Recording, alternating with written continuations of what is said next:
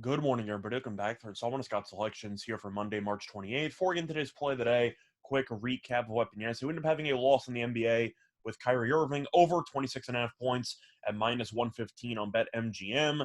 Line closed at 28.5, so we beat a 2-point line move on a player prop, which is very, very rare, but it did not matter. Kyrie was awful from the floor.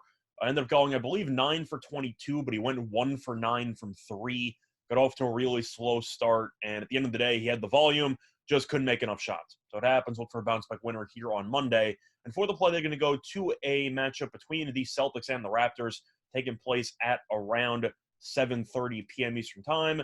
And for the play today, we're going to look at a team total in this one. We're going to take Boston under 104.5 at minus 112 on FanDuel. Time recording of 11:50 a.m. Eastern Time. Couple reasons why I like the under in this spot. First of all, you might be wondering about this number, thinking that the Celtics, of course, have been really just crushing teams for the last couple of weeks, and you might be wondering why this total is so low. There are a couple reasons for it. Main reason, Boston is going to be resting a bunch of people. They're going to be resting most likely 3 starters, maybe more. Robert Williams and Al Horford have already been ruled out. Jason Tatum is the big story as he is questionable, but he is trending doubtful because he is battling a bit of a knee issue, mostly soreness. But they played yesterday, second night of a back-to-back, so it does seem like the Celtics are in a pretty, let's just say, good spot to rest a decent amount of key contributors. Now, Toronto and Boston both are extremely slow in pace.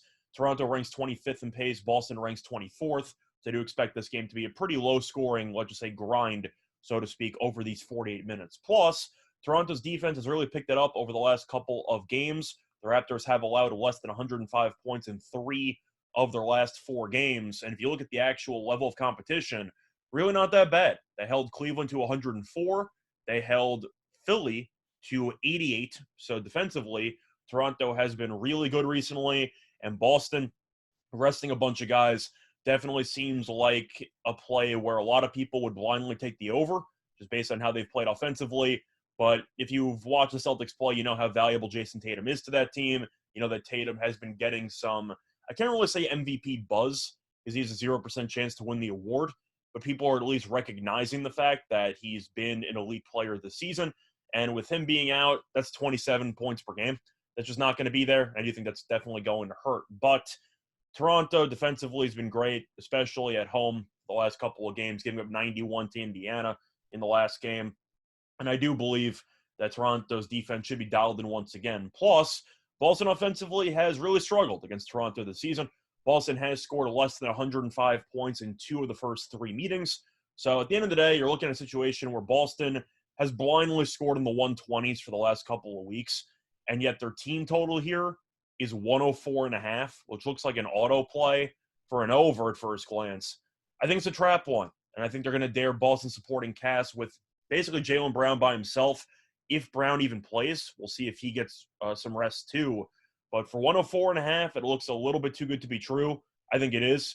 I'm going to take the under, and I do think that Boston should struggle to reach 100 against Toronto's slow, methodical style of play and its elite level of defense. Play that once again here for Monday, March 28th. It's going to be on the Celtics team total under 104.5 at minus 112 on FanDuel. Bye, everyone.